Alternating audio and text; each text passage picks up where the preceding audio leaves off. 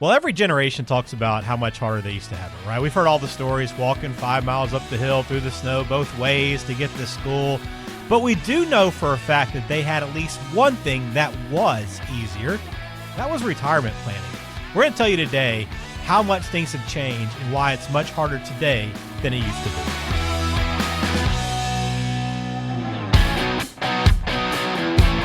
Welcome to the My Retirement Clarity Podcast, where our goal is simple: to help you close the gap between what you know and what you implement.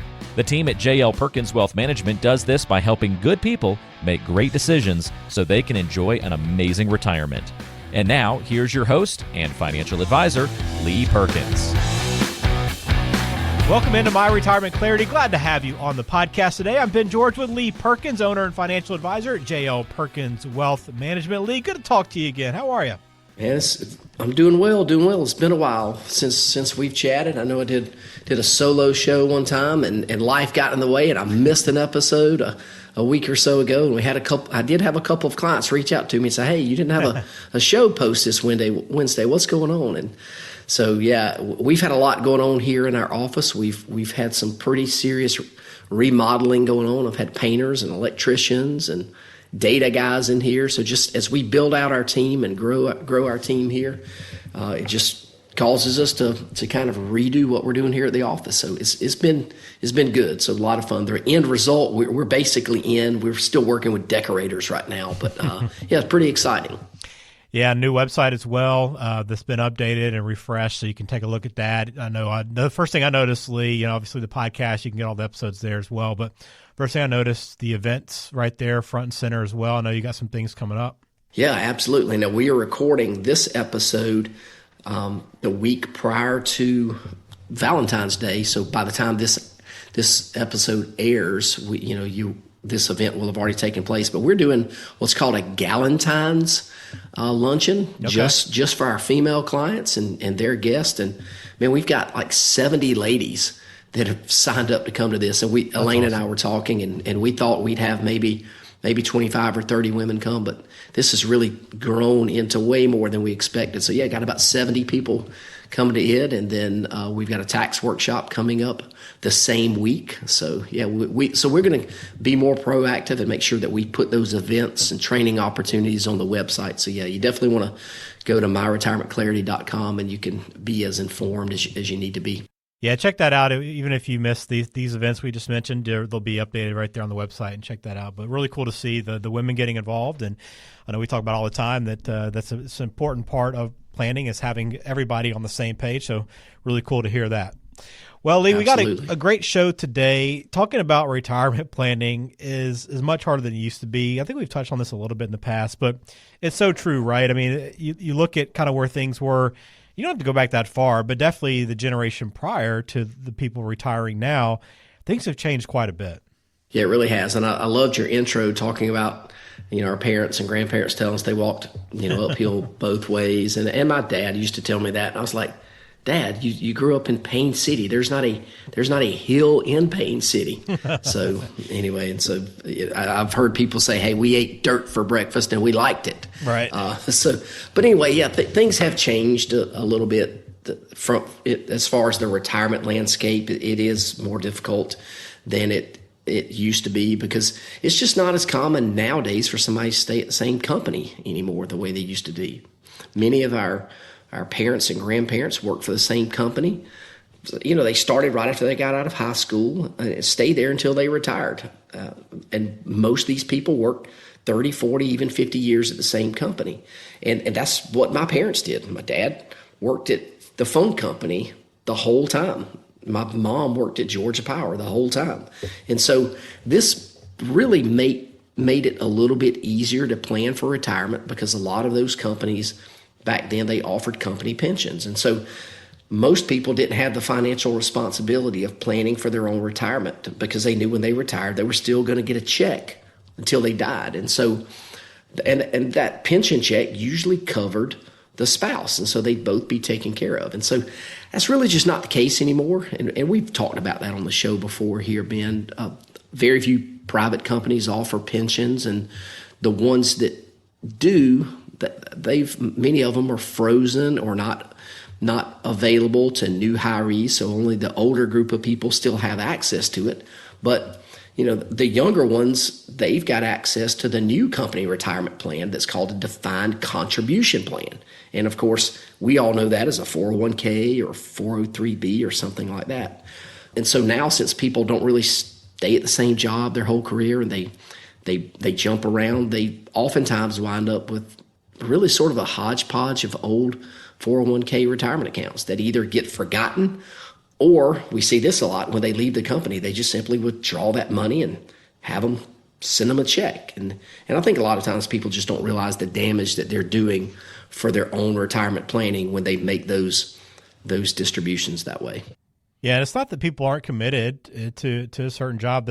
Companies are structured differently than they used to be, and they've had to change to increase revenues and maintain all that. So it's just 100%. I think companies nowadays, they seem to be, it's more about the bottom line, and a lot of times, depending on the company, people are just sort of kind of pawns, and they can just be moved around or dismissed, and it just happens more and more nowadays. Yep. All right, so that's our first one that we want to go through here. Just job stability, company loyalty is the first on our list. Now, another area where retirement planning is harder than it used to be is the housing market. I mean, we've seen prices jump up and down over the last few years, especially, but this seemed like before things were just more stable, a little bit more predictable.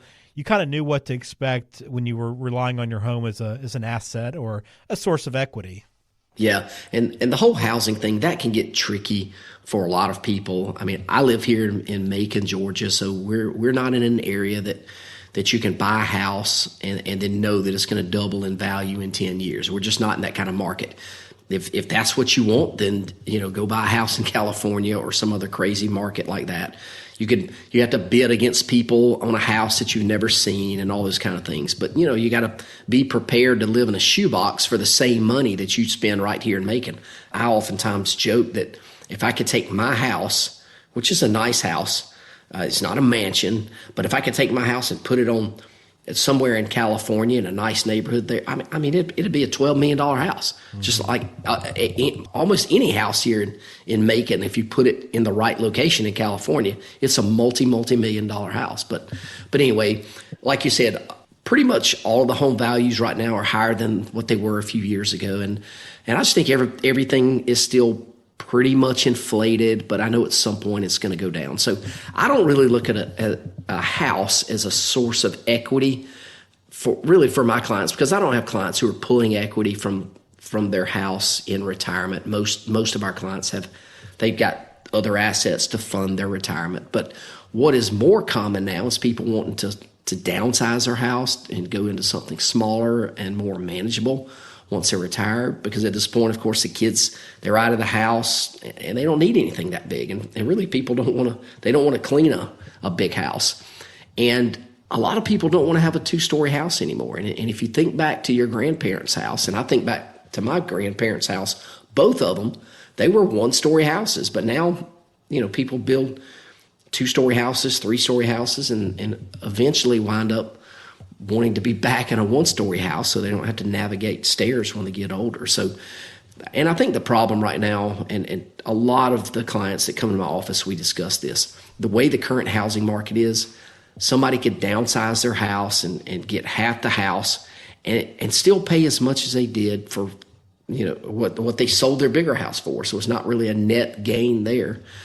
Plus, if they had to get a loan, the interest rate is, just probably twice, 2 or 3 times what it was 3 or 4 years ago. So for this reason, a lot of my clients, they're just opting to sort of stay put, at least until interest rates come down.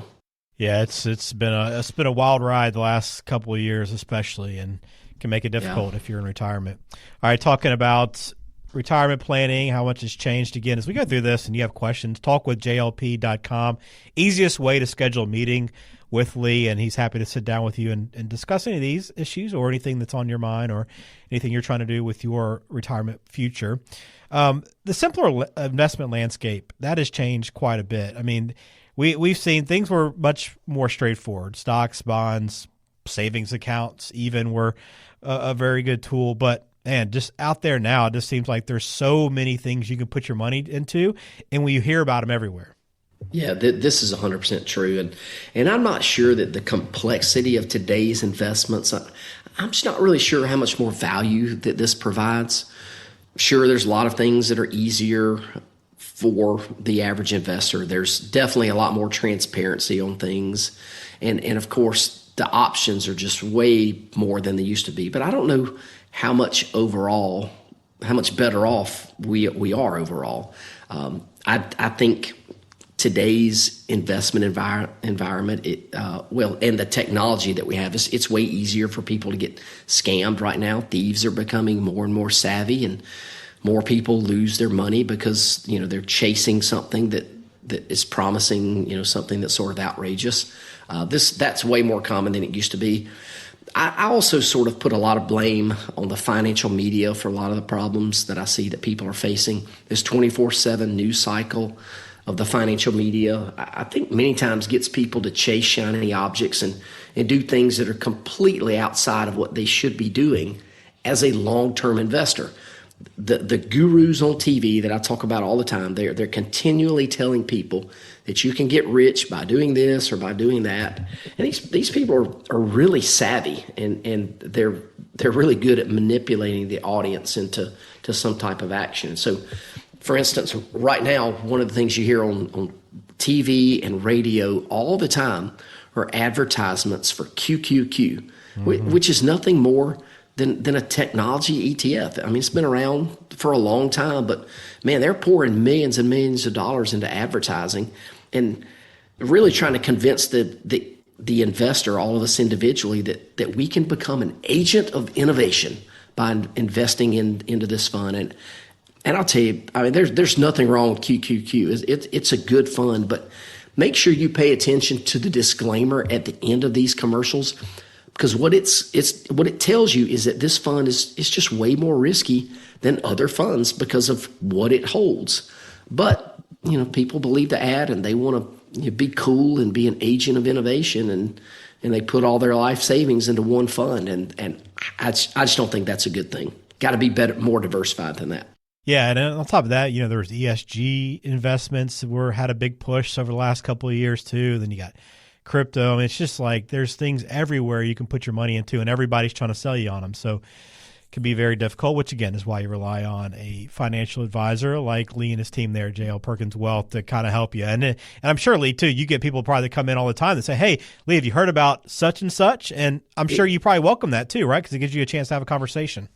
Absolutely. I can't tell you how many times a grandmother comes in that's 68 years old, and her 19-year-old kid has told her that she needs to buy Bitcoin or Dogecoin or whatever I'm like, man, you just listen to them and smile and nod and say, thank you, that's pretty cool, but don't do it. They're in a completely different stage of life than you are, but that happens more and more, and people are coming in and asking me about something like that, and I say, where'd you hear that from? And they're like, well, my grandson told me about this, or somebody I met with yesterday told me something, and I said, who told you about that? And they said, my electrician did. And I'm like, good grief, we're now taking financial advice on our life savings from our electrician. It is a crazy world, man. It is. Hey folks, Lee Perkins here. I wanted to tell you about our brand new book called Next Phase: How to Retire in a Year or Less Without Regrets. It's all about helping you prepare for the next phase of your life, whatever that looks like for you. So, if you're ready to make the most of your next phase, or if you're already retired and aren't sure you're doing all you can to get the most out of your retirement, then you'll want a copy of this book. All you have to do is text Next Phase to 478-475-2050, and we'll send you a copy right away. You can also access additional resources and register for one of our upcoming workshops at our website, www.myretirementclarity.com. Thanks for listening. Now back to the show. All right, we're talking about some challenges today for retirement. And, some of these we've already talked about lead into our next one, which is, prior generations didn't really have to deal with what we're calling now the sandwich generation, right? Where you have to take care of, financially support both your aging parents, but also your children as well, who are relying on their parents longer and longer than before. And Lee, this just presents so many challenges for somebody that's trying to get settled in their own retirement. Yeah, this is becoming a real issue for a lot of people. I think people have all really sort of always known that there's a possibility that they're going to have to provide some level of support or care for their aging parents. And now that people are living longer, of course, because of medical advances in technology and some other things like that, I think that's more and more expected. But what I don't think is what's not really as expected as much is the amount of grown children that have moved back home and are now living with their parents for some reason or another. And I got to be careful when I talk about this, because I know there are situations where it is 100% necessary. But I'm telling you, Ben, it is amazing the number of grown children who are able to fully support themselves financially. They've moved back home with their parents and are mooching off of them because they're unmotivated to do anything else. And this has a negative financial impact on their parents and those parents' lifestyle in retirement. I mean, I'm not even talking about the number of parents who are now raising grandkids because their kids are unresponsible or have walked away from their kids. Again, there are some circumstances where it makes complete sense, and I get it. That happens. But a lot of times it's just an adult not wanting to take responsibility and raise their own children. So they sort of pawn them off onto their parents, and it's just not a good thing. And kind of to give an example here, my parents tell me and my brother all the time how proud they are that we just have a job. And I just think it seems like a pretty low bar of success that they have for Scott and myself. But they've got friends who, like them, are in their late 70s, and they got 50-year-old kids living at home with them who don't work. They just watch their TV and eat their food. And that's definitely not a good thing. Yeah, I mean, it's, you see just a couple examples of people around you that have kids that aren't responsible, and it does make you appreciate even the simplest things, right? So, it might seem like a very low bar. It's one that's rising. It's actually a rising bar probably nowadays, which is sad, but definitely a challenge to work through. All right, our fifth one here, final one I want to discuss with you, Lee, is the Social Security, right? So many people were contributing to Social Security before, and the benefits were fine, no worries, plentiful. But now fewer people are putting money in. There's an aging population that's taking money out, and all of a sudden you have this strain on Social Security, and there's just questions about what the future payouts might be. Yeah, we talk about the problems with Social Security on the show pretty regularly, and at this point it really does sort of look like a Ponzi scheme, because there's just not enough people paying in right now to pay out for future recipients. And with everybody that's retiring right now, at some point there's going to have to be some type of change. Now, what does that change look like? I don't know for sure. People have their own opinions about it, but I'll tell you that I'm confident that politicians are going to they'll do something to ensure that Social Security is going to be just fine. Every once in a while I'll meet with people who they're worried that their Social Security benefits are going to be cut. This is not going to happen. And the reason that I can say that with confidence is because, think about it. Who's the politician that's going to go to a retiree that's already collecting Social Security and say, hey, we're going to reduce your benefit? I'll tell you who that politician is. It's the one that's not going to get reelected. Right. So if you remember the number one job of a politician, what is that? The number one job is to get reelected. So they're not going to cut benefits for current recipients. Now, could they cut benefits for future recipients? Absolutely. But I think there's some probably more creative ways that they could help sort of boost Social Security without ruffling feathers of a whole bunch of voters. One of the first things they could do is increase the cap on the amount of wages that are taxed. Right now, and a lot of people don't understand this, only the first $168,600 of wages are taxed for Social Security purposes. So if you make $168,600 and your neighbor makes $2 million, you're paying the same amount of taxes on Social Security. And so there's a lot of people that make over $168,000, and so that's a huge amount of money that could come into the system. And so I think you'll hear more about this in the years to come. There's already several years ago, there were politicians that were pushing the idea of, scrap the cap or whatever their sort of cool slogan was. I don't think the scrap the cap thing is ever going to happen. There'll always be a cap, but they could certainly raise that cap to 300,000 or 500,000 or whatever it is, and they could increase revenues pretty substantially. I think they could also raise the age that you can claim Social Security. They've done that in the past, and they've raised the age of full retirement age. But what they haven't done is in a long time, is raise the age, the earliest age that you could collect on your own benefit. Right now, that's 62. I could see them bumping that up to 63 or 64 or whatever. They got to do something, definitely. Yeah, we'll see changes, I'm sure, at some point, but something you have to at least plan for. All these things are items that Lee and his team at J.L. Perkins Wealth discuss with clients all the time. And if you haven't had conversations with a financial advisor about these things, you need to do so before retirement. If you want to get in touch with Lee, talkwithjlp.com, the easiest way to schedule a meeting. It'll pull up Lee's calendar, find a time that works for you. Boom, get it in there, and you're on your way. And Lee, one that wasn't even on this list, but taxes is another thing that were probably much easier than they are now, and always changing, and something that we always talk about here. And again, it's an offer that you make. Anyone that listens to the podcast is a chance to reach out and take advantage of your book. Yeah, so we still have our Diffuse book that is all about taxes, trying to help you make a better decision on your overall tax situation. And we still give out that book every single week. And if you want a copy of it, you can text the word Diffuse, DEFUSE, to 478-475-2050. We'll send you a copy of that. And Ben, we also have a brand new book now called Next Phase. And that's one that we've wrote that we've wrote. I sound like I didn't go to school, Ben. that we've written, and that's we actually don't even have physical copies of the book yet. They've given us 10, but we've got it available as a digital download that you can get, and that is Next Phase: How to Retire in a Year or Less Without Regrets. So we're using the same phone number. You can text Next Phase to 478-475-2050, and you can download a copy of that. It's a great resource for somebody looking to retire and want to know if they've got all the boxes checked. That's awesome. So again, you can text Diffuse or Next Phase to 478-475-2050 to get those books. But we appreciate you listening to the podcast. Glad to talk with you again, Lee, and look forward to doing it again soon. Yes, sir. Thanks a lot, Ben. Take care.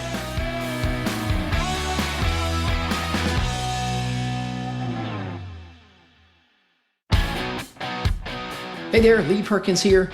If you're like a lot of folks, you've been listening to this podcast for a long time now. But I've got an important question for you. Have you implemented any of the ideas that we've discussed on the show? If you haven't, what are you waiting on? You know you're not getting any younger. So here's my challenge. Don't just consume the content. Our number one goal for this podcast is to help you close the gap between what you know and what you implement. So if you're ready to implement, take that first step today and visit www.talkwithjlp.com and schedule a 15-minute phone call with one of our advisors, and we'll help you close the gap between what you know and what you implement so you can enjoy the next phase of your life. Now is your time. Don't procrastinate any longer. Investment advisory services are offered by J.L. Perkins Wealth Management, a registered investment advisor and insurance agency. Information is for illustrative purposes only and does not constitute tax, legal, or investment advice. Always consult with a qualified tax, legal, or investment professional before taking any action.